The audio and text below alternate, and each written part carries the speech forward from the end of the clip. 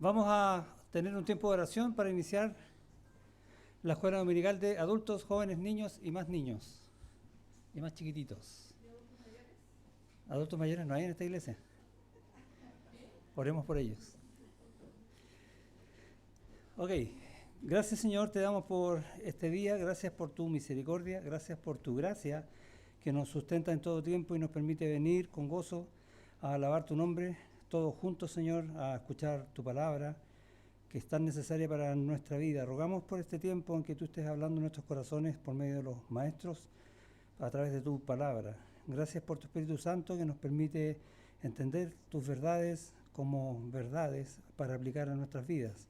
Ayúdanos en ese sentir, te rogamos. También te pido por aquellos que están por venir, para que lleguen con bien, para que sea un tiempo precioso en ti, Señor, juntos los unos y los otros. Rogamos estas cosas y te damos gracias por lo que vas a hacer en el nombre de Jesús. Amén. Ok, los niños pueden pasar a sus clases, los jóvenes también. Los jóvenes maduros, como nosotros, nos quedamos aquí. Estamos haciendo una serie que se llama, no tengo idea cómo se llama, pero está en el libro Lucas.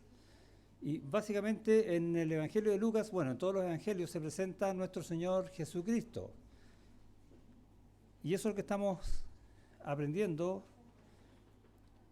con toda calma. Y junto con eso también aprendiendo ciertas cosas que aparecen en la palabra del Señor, por qué el Señor dice las cosas que dice y cómo las dice.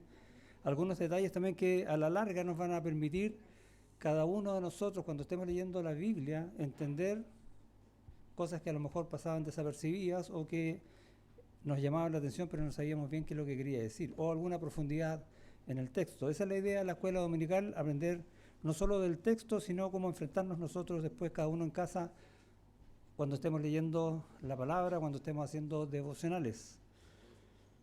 Y el tema de hoy, que está en el capítulo 15, versículo 11 hasta el final, se llama pecado y reconciliación.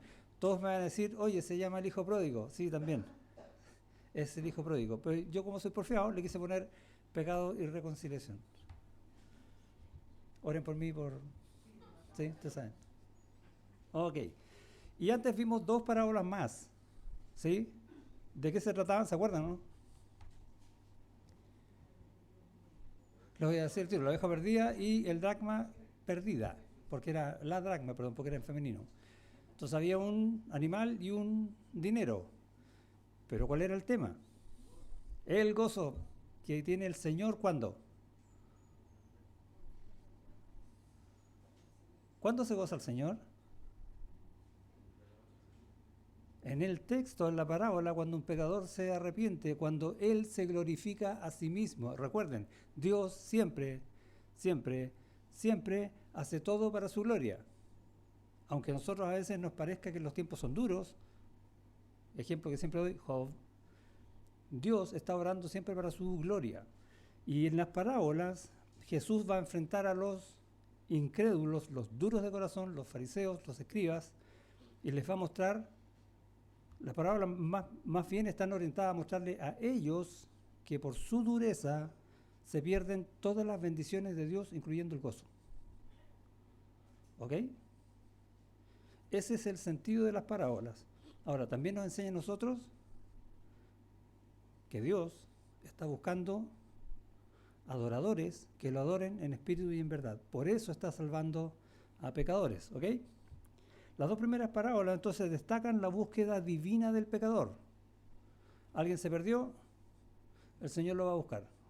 Reflejado en la historia del pastor y de la mujer, ¿ok? Y todo eso termina en versículos 7. Os digo que así habrá más gozo en el cielo por un pecador que se arrepiente que por 99 justos que no necesitan de arrepentimiento. En rigor, sabemos, todos necesitamos de arrepentimiento. Pero quiere enfatizar ese punto. Y el versículo 10, así os digo que hay gozo delante de los ángeles de Dios por un pecador que se arrepiente. ¿Por qué decía ahora los ángeles? ¿Recuerdan, no? ¿No? ¿Alguien vino el domingo pasado? ¿Por qué en el versículo 7 habla de gozo de Dios y ahora hay gozo en los ángeles en el versículo 10? ¿No? ¿No se acuerdan? Cuando fue anunciado que venía al mundo Dios en persona, nuestro Señor Jesucristo, en Belén, nacido de una virgen, se aparece un ángel a los pastores, ¿recuerdan, no? Y aparece un coro celestial de ángeles que dice que les viene a dar buenas nuevas de salvación. Los ángeles están anunciando eso. Por lo tanto, ellos tienen gozo cuando alguien responde a ese llamado. ¿Ahora queda claro? ¿Ya? Vamos al versículo 11. También dijo, y aquí entramos a la tercera parábola, un hombre tenía 2 hijos. Y estamos ahora en una familia, ¿ok? Esa es la idea. Y en esta tercera parábola, si bien también apunta que hay gozo en el cielo por un pecador que se arrepiente, que Dios es el que busca al pecador, la parábola ahora cambia un poco el enfoque y tiene más el sentido del punto de vista humano en la salvación, versus las 2 parábolas anteriores. Y se va entonces a reflejar en la historia de esta familia. Un hombre tenía 2 hijos. Este hombre era muy rico. ¿Le suena algún hombre rico en la Biblia que tenía hijos? Harto, ¿no? Abraham, Isaac, Jacob. Y esa riqueza, ¿cómo pasaba a manos de los hijos? Por herencia, igual que ahora. Pero la herencia estaba legalmente distribuida. Y había uno que era el primogénito, a quien se le daba el doble de la porción que a los otros. Eso está, creo que en Deuteronomio, en las leyes. ¿Estamos? Si en este caso el padre tiene 2 hijos, ¿cuánto le correspondería de la herencia a cada uno? Matemáticas. 2/3 a uno y 1/3 al otro. Bien. ¿Ok? Para tener la idea de qué estamos hablando. Versículo 12, perdón. Y el menor de ellos, ¿quién es el primogénito? ¿El menor o el mayor? El mayor. Sí, de buena a primera, el mayor. Ahora, Dios vemos en la historia que Él cambia. A veces pone de primogénito, de el que recibe toda la bendición, el que Él quiere. Jacob y Esaú, ¿cuál era mayor? No, pues eran gemelos. No. No. Él dice de antes, el mayor servirá al menor. ¿Recuerdan, no? Y lo cambia. Cuando va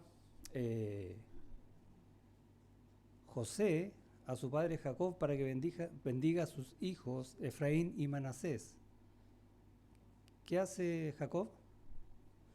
Cambia las manos. ¿Ok?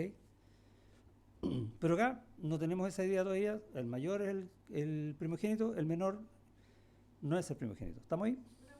Pregunte, sí. Si en la Biblia está escrito que el mayor recibe los 2/3, Dios puede decir, o sea, darle la bendición a quien quiera. ¿Por qué el padre puede hacer eso? ¿Por qué el padre puede darle la... Porque está dirigido por el Espíritu Santo. Ya, la pregunta es, ¿por qué el padre puede cambiar? O sea, si Dios dice, este es el primogénito, que no necesariamente es el mayor, el padre va a seguir esa idea porque está dirigido por Dios, por medio del Espíritu Santo, ¿ok? Ahora, todas estas historias son culturalmente de ese tiempo, que están afectas a la ley para el pueblo de Israel. No tienen nada que ver con cómo es la historia hoy día, ¿ya? Pero es para que entendamos un poco lo que está pasando acá. 12 dije. Y el menor de ellos dijo a su padre, Padre, dame la parte de los bienes que me corresponde, y les repartió los bienes. Y acá van a surgir algunas preguntas. ¿Hay alguna pregunta en el versículo? ¿No nos llama nada la atención? Les, dicen en plural, ¿no? O sea, en el fondo, no es que le haya dado los bienes al otro, físicamente hablando, pero al tomar la decisión de dárselo a uno, determina cuánto le va a dar al otro ya. Y esa es la idea de les repartió los bienes, ¿ok? ¿Se entiende? Ahora, no aparece aquí todavía la historia del hermano mayor, pero es importante.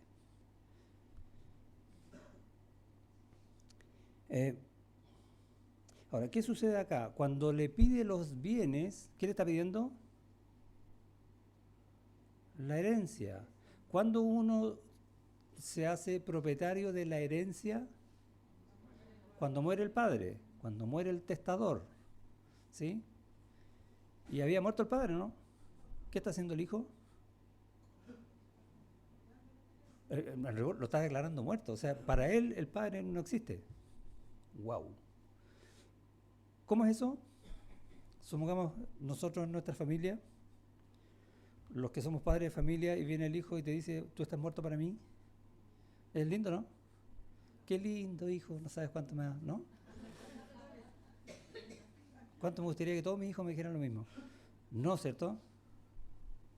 Ahora, si yo hago eso con mi padre, ¿cómo sería? Y ahí la película cambia, ¿no? Porque voy a tener cualquier plata, o sea, que se muera.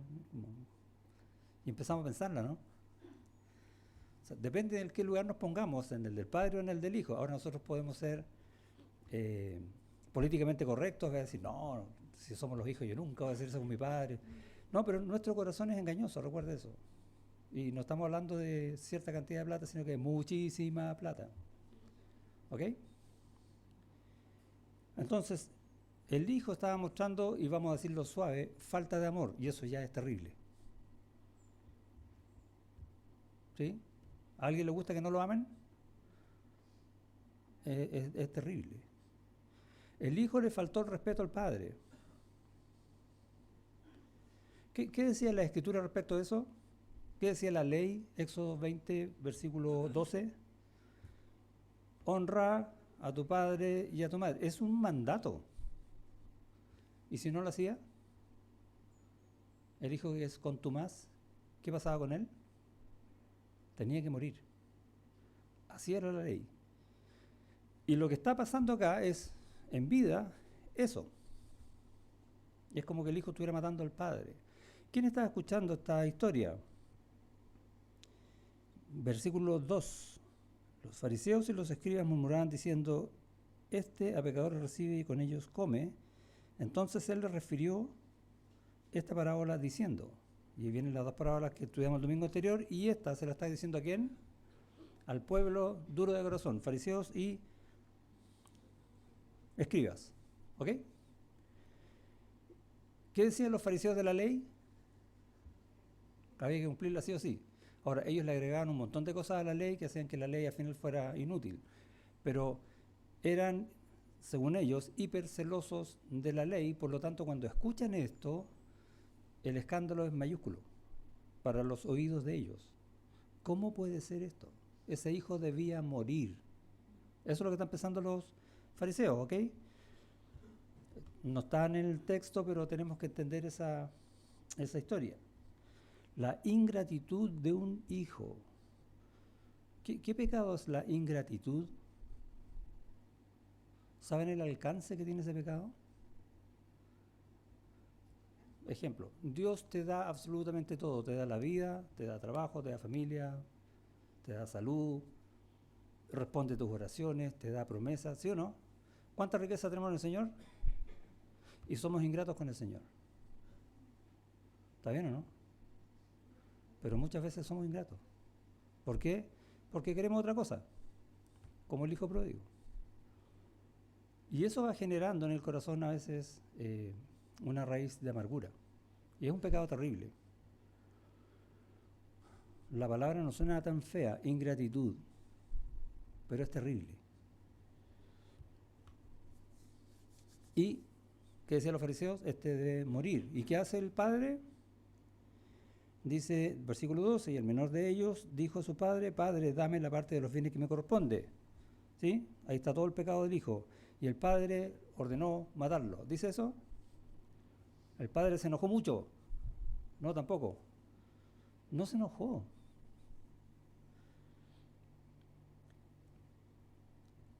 De hecho, el Padre actúa exactamente al revés de los legalistas, los fariseos y los escribas. A veces nosotros tenemos un corazón legalista, ¿sí? Ese hermano pecó, que no venga más, ¿sí? Que le caigan todas las penas del infierno. No es bíblico el dicho, pero es la idea, ¿no?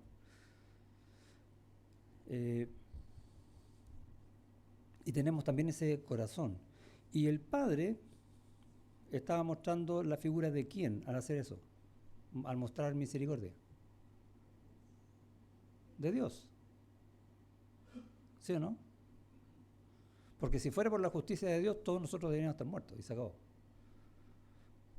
No esperando una sentencia, ya sentenciado.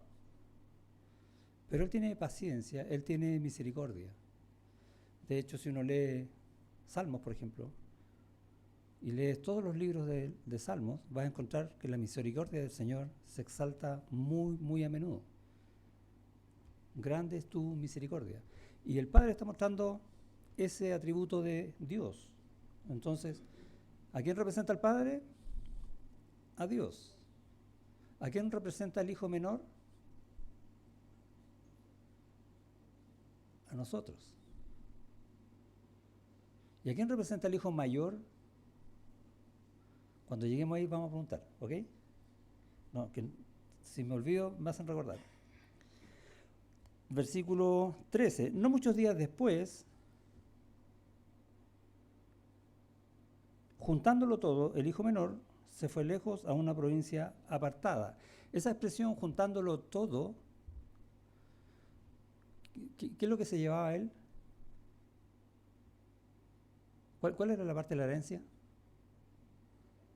El hombre tenía animales, tierra, casa.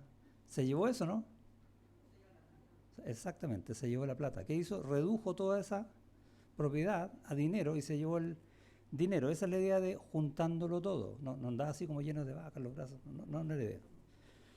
Transformó el tema en dinero. Ahora, cuando hace eso, y a nuestros ojos pasa desapercibido, pero no a lo de los judíos, él deshace, por decirlo así, toda la herencia que van a tener sus propios hijos, todo el nombre de la familia que tiene que permanecer.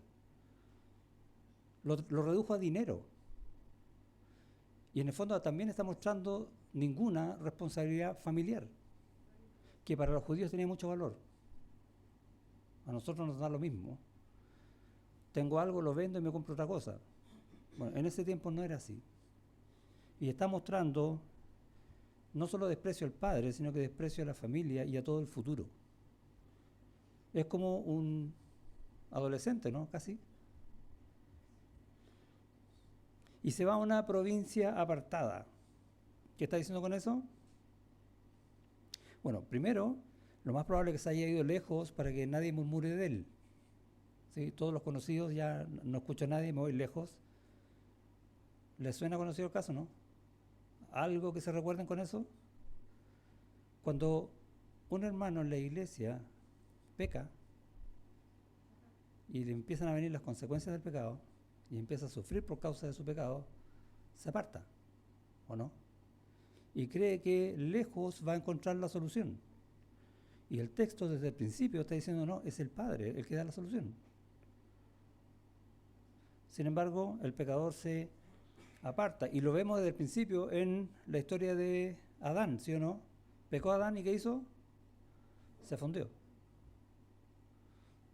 Trató de apartarse. ¿Se acuerdan de la historia de Sansón? Pues ahí tenemos un ejemplo. Él fue llamado con voto nazareo para consagrar su vida al Señor. ¿Y qué hizo él? No le gustó una mujer filistea y se apartó. ¿Y cómo le fue? Y podríamos tomar ahí la historia del hijo pródigo, es lo mismo. Y el hermano mayor, aparece aquí en la historia, ¿no? No escrita, pero está en la historia, ¿no? Él no deja de vivir, está ahí. Y la pregunta es, ¿y acaso el hermano mayor que vio todo esto no intercedió? ¿No le dijo, oye, padre, corresponde que apliques la ley? ¿No fue donde el hijo menor a decirle, mira, estás equivocado? No fue ni legalista ni fue amoroso. Y eso ya nos dice algo del hijo mayor, ¿no? Ambos hijos no tienen amor. Aunque no está hablando del mayor, se sobreentiende. Ambos hijos son ingratos y lo vamos a ver al final. A veces hay que preguntarle al texto lo que no dice el texto. ¿Por qué no dice eso? Y uno tiene que empezar a pensar. Y a veces el texto, generalmente el texto más adelante te va a mostrar, te va a dar la respuesta. Ok, versículo 13, se fue a una provincia apartada y allí desperdició sus bienes viviendo perdidamente o alocadamente, ¿sí? Sin pensar.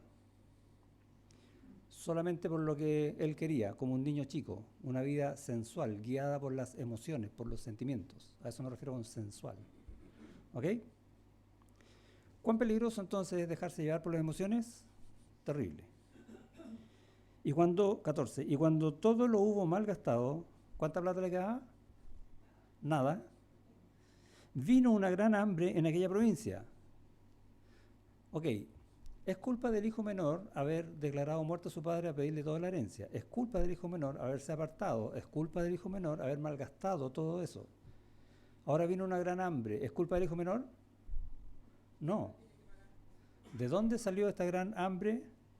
¿Les suenan historias bíblicas donde ha venido una gran hambre? ¿Sí?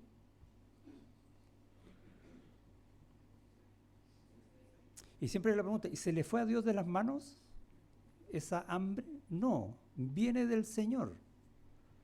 Son pruebas que el Señor pone y son partes de sus propósitos. Algo va a hacer con eso. Ejemplo, Judá, capítulo 38 de Génesis, se apartó y se hizo amigo de un cananeo y se casó con una cananea, ¿recuerdan? Y tuvo 2 hijos que murieron. 3 hijos, perdón, uno era más chico. Pero en el intertanto Dios estaba preparando algo a José para que vaya a Egipto.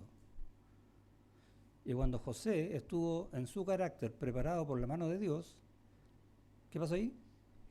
Las 7 vacas gordas, las 7 vacas flacas. Vino hambre. ¿Y para qué? ¿Cuál fue el sentido?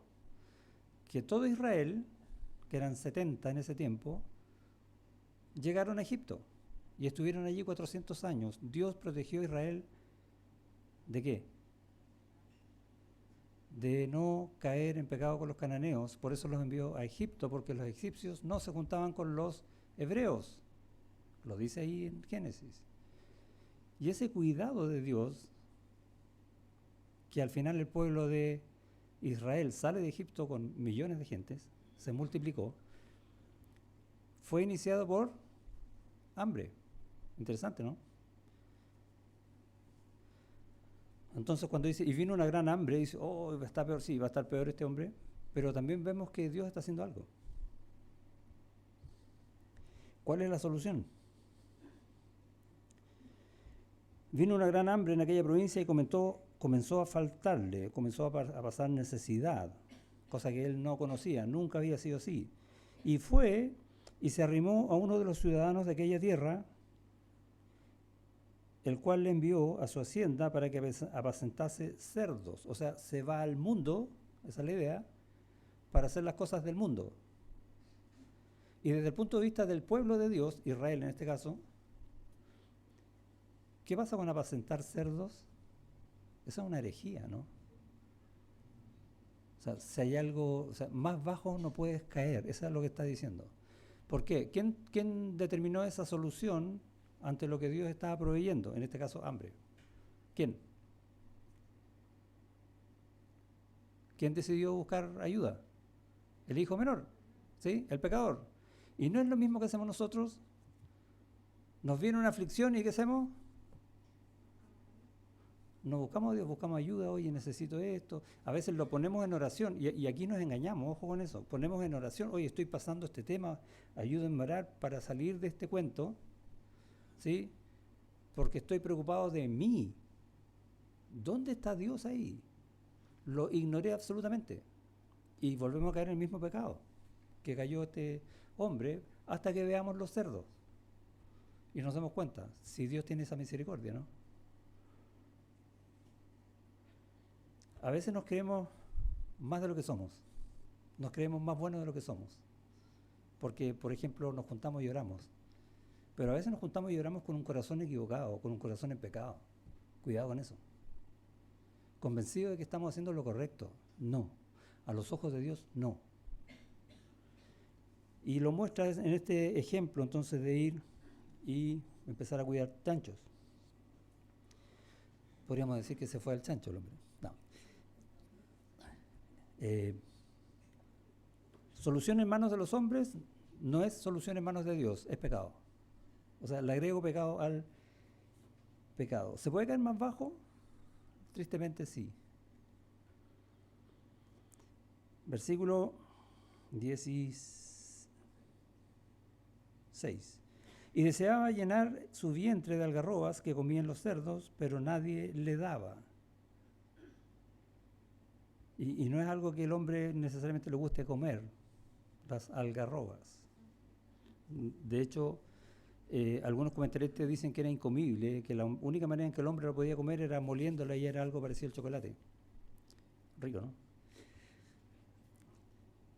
Y en el fondo ese es el pago que da el mundo.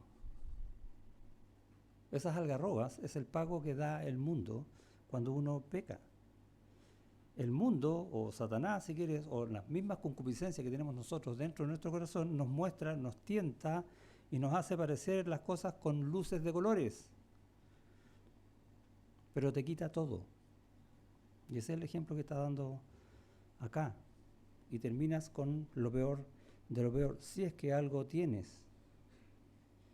Entre eso terminas con vergüenza. 17. Y volviendo en sí, es como despertó del mal sueño, por decirlo así, de esta situación pecaminosa, dijo: ¿cuántos jornaleros en casa de mi padre tienen abundancia de pan y yo aquí perezco de hambre? ¿De quién se acordó? Y es interesante lo que dice, porque ¿quién convence de pecado? El Espíritu Santo, ¿no? Y aquí está hablando, sin decirlo, de la obra de Dios en el corazón de este pecador. Y Dios obra de muchas maneras. En nuestro caso actual, podría orar por medio de su palabra. Si es que yo, estando en pecado, decir, estoy tan mal que voy a buscar y leer la palabra, a veces Dios me va a decir algo. No es mala idea, ¿no? Buscar a Dios por medio de la palabra. A veces Dios va a poner la iglesia o un hermano que me haga ver el pecado. ¿Y qué tengo que buscar yo? Rescatarme de mi maldad. Esa es la idea. ¿Cuánta bendición hay al recordar la verdad? Que Dios es misericordioso, ¿o no? Mira el versículo 12. El menor de ellos dijo a su padre: Padre, dame la parte de los bienes que me corresponde. Lo consideró muerto, lo deshonró, ¿sí? Cero amor. Mira el versículo 17. Y volviendo en sí dijo: mi padre es justo y misericordioso. ¿Cambió algo, no? Cambió todo, ¿sí o no? Es más, dice, ¿cuántos jornaleros en casa de mi padre tienen? Nos dice, tienen pan. Que eso está bien, eso es lo que corresponde. Los jornaleros tienen que comer, tranquilamente, esa es la idea. Pueden vivir tranquilos. Nos dice, tienen abundancia de pan. ¿Y qué decía esto del padre? Que no solo les daba lo que era justo, sino que les daba más. Era un padre generoso. Y él lo está reconociendo. Es un padre que da por gracia, no por contrato. ¿Ok? ¿Cuántas veces nosotros decimos, bueno, si Dios me salvó y me tiene en una iglesia, Dios debería hacer esto conmigo, ¿no? Y vamos a un contrato. No. Es la gracia de Dios la que nos sustenta. como Él quiere. Misericordia del Señor. Y lo que hace entonces es apelar a esa misericordia que conocía del Padre. Conocía el Hijo a su Padre. Ahí se da cuenta cómo era todo lo que el Padre le enseñó desde niño y él nunca quiso aprender. Y lo que hace a continuación es ensayar una confesión. 18. Me levantaré e iré a mi Padre y diré. ¿Sí? Primera de Juan 1:9. Si confesáis vuestros pecados, Él es fiel y justo para perdonar vuestros pecados y limpiarnos de toda maldad. ¿Sí o no? Ensaya eso. ¿Y cómo lo hace? Padre, he pecado contra el cielo y contra ti. El versículo es más corto que 1 Juan 1:9, pero es la misma idea. Hay arrepentimiento en el corazón. El hombre no se puede arrepentir por sí mismo. No hay nadie que se arrepienta. Todos creen que está bien. Mira a los fariseos y los escribas. Si hay arrepentimiento es porque es un don de Dios. Dios puso eso en el corazón del hijo menor. Gracias, Señor. ¿Cuánta gracia hay ahí, no? ¿Dónde quedé? Y se da cuenta entonces de la misericordia del Padre. Mateo 18:26. Mantengamos un dedito aquí en Lucas. Vayamos allá a Mateo 18:26, cuando está hablando de los deudores. ¿Se acuerdan acerca del tema del perdón? Y dice en el 26, entonces aquel siervo, el que debía, postrado le suplicaba diciendo, Señor, ten paciencia conmigo y yo te lo pagaré todo. ¿De qué está hablando? No solo de arrepentimiento, sino también de restitución. Esa era la norma que tenían los judíos. Recuerden, si alguno peca contra otro, le robó un animal, tiene que restituirlo más una quinta parte, etc. Todo eso lo enseñaba la ley. Entonces, ¿qué entendían ellos? Que tenía que haber no solo arrepentimiento, no solo perdón, sino que antes del perdón, restitución. ¿Ya? Y los fariseos que estaban escuchando, ¿qué esperaban que hiciera el hijo menor? Voy a ir a mi padre y le voy a pedir perdón. ¿Qué esperaban? Que restituyera lo que fue defraudado, lo que fue dilapidado, lo que malgastó, que era mucho dinero. ¿Podía restituirlo, no? No. Estaba en bancarrota. Así como nosotros estamos en bancarrota espiritual antes de llegar al Señor. Es la misma idea. ¿Podemos dar algo? Nada. Absolutamente nada. Y en el fondo está contando aquí la historia del pecador que necesita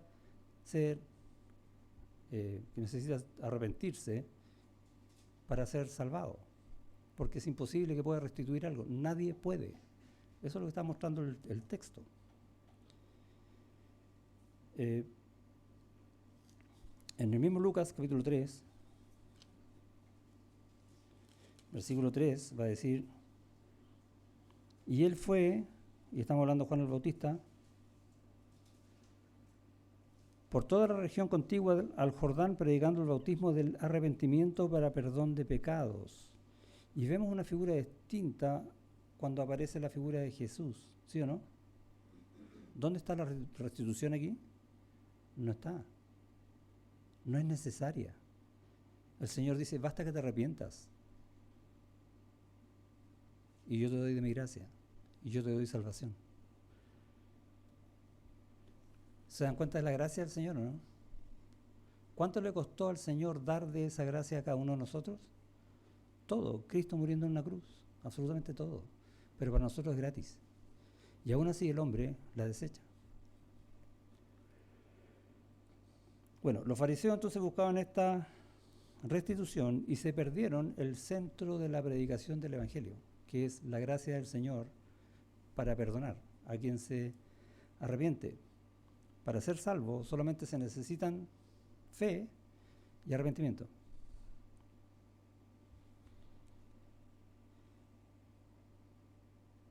Y le dice en el 19, ya no soy digno de ser llamado tu hijo, hazme como uno de tus jornaleros. Y esa es la declaración de arrepentimiento, es como yo no merezco nada.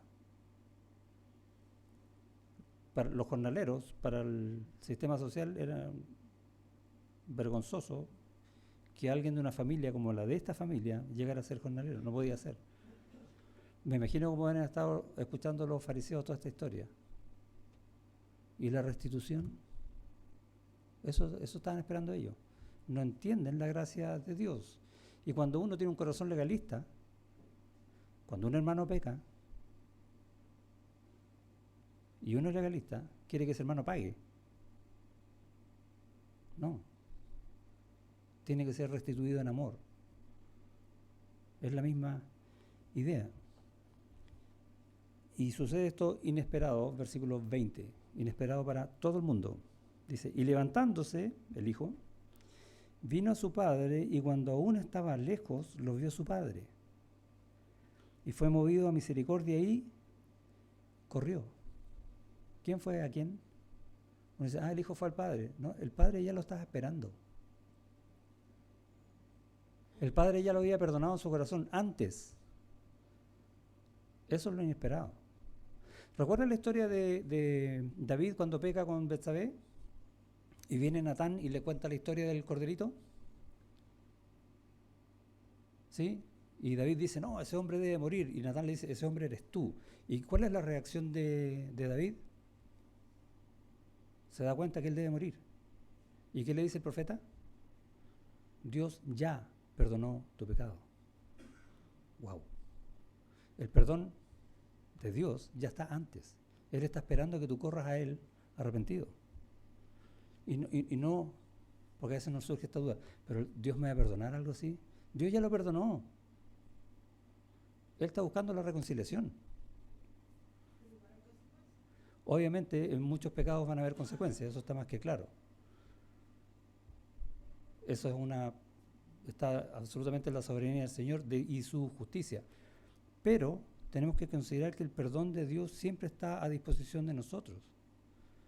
Y si no queremos ir al Señor arrepentidos, estamos desechando el perdón de Dios, que no es menor, es todo.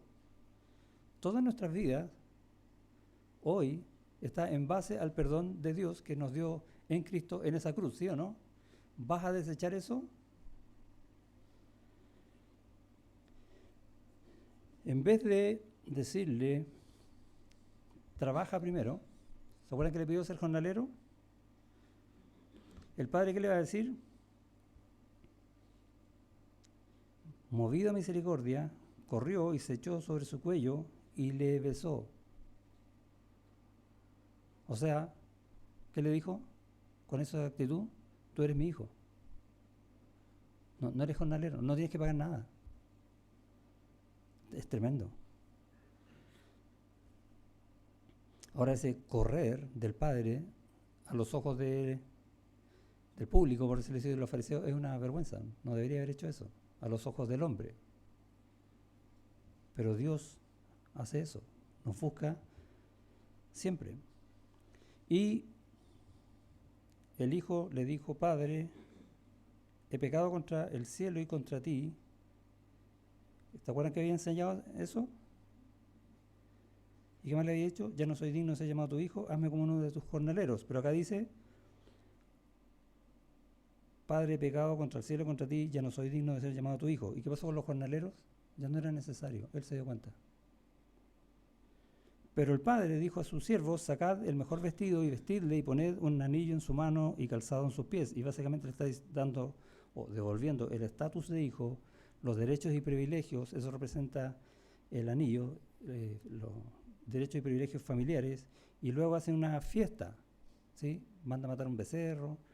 Siempre decimos, hay fiesta en el cielo. No, la fiesta es aquí. La fiesta la hace en su predio. El gozo es en el cielo. ¿Okay? Y eso representa el gozo del Señor, esta fiesta que ocurre acá. 25. Y su hijo mayor estaba en el campo, y cuando vino, llegó cerca de la casa y oyó la música y las danzas, y llamando a uno de sus criados le preguntó, ¿qué era aquello? Él le dijo, tu hermano ha venido, y tu padre ha hecho matar el becerro gordo por haberle recibido bueno y sano.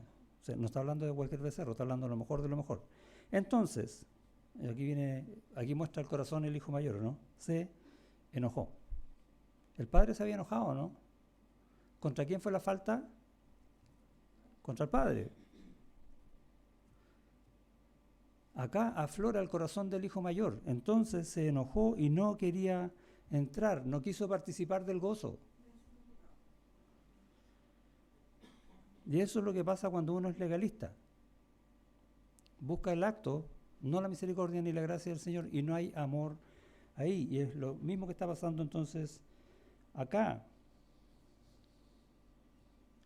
¿De quién era el becerro que mató?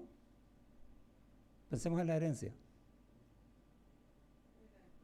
No, no era el padre. Por herencia ya era del hijo mayor. Y el hijo mayor está diciendo, hoy están matando lo que me corresponde a mí.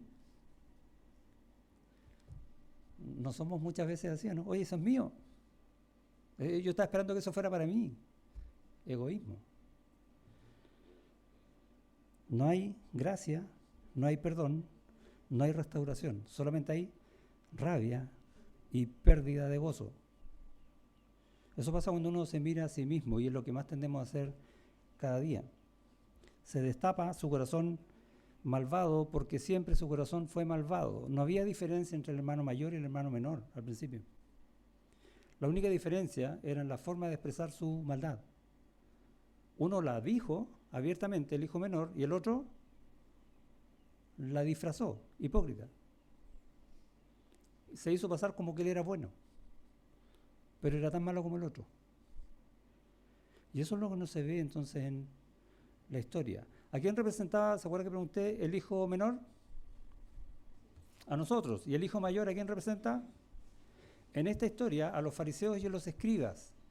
Jesucristo le está diciendo en su cara a los fariseos y los escribas cuál es su pecado y por qué no tienen gozo y por qué no pueden llegar al Señor.